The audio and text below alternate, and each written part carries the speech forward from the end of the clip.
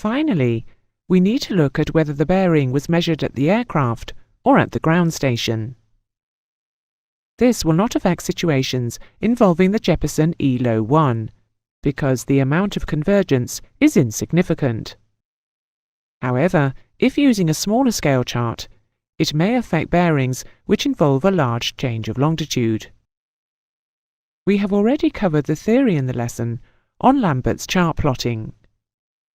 If you feel that you need to refresh yourself in more detail on the subject, go back and look at this lesson again. Briefly, VDF and VOR are measured at the ground station.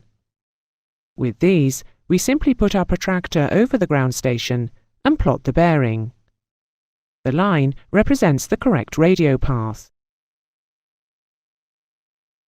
However, ADF and AWR are measured at the aircraft position, using the local direction of true north. That is to say, directly up the meridian which the aircraft is on. In this example, it is 060 true. We will then need to add 180 degrees to get a bearing of 240 degrees to plot from the ground station. But we will be putting our protractor down at the ground station position. The ground station's meridian is not parallel to the aircraft's meridian.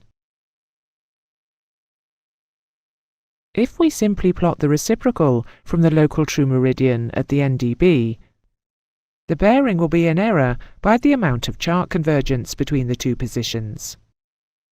We could calculate the convergence between the two meridians and add it to our angle to plot.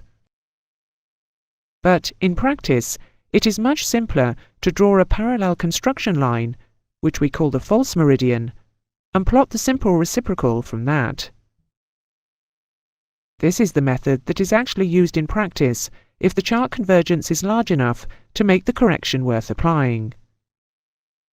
Normally, we would not apply it to convergences of 1 degree or less.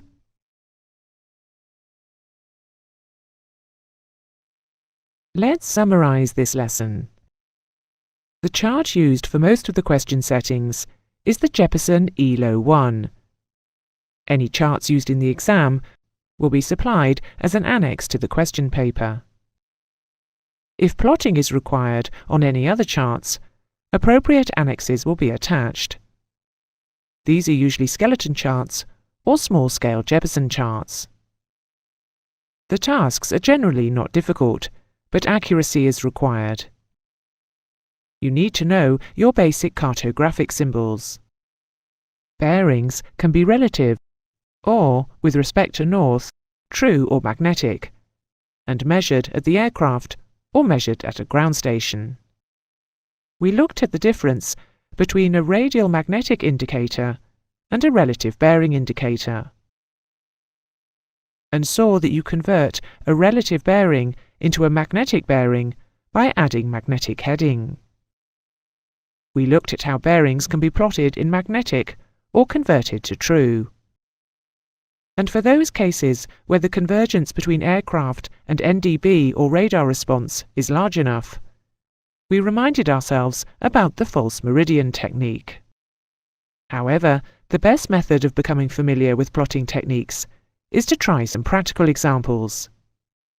So you should now work through the questions associated with this lesson. You will need a Jeppesen ELO 1 and your plotting equipment. This concludes this lesson.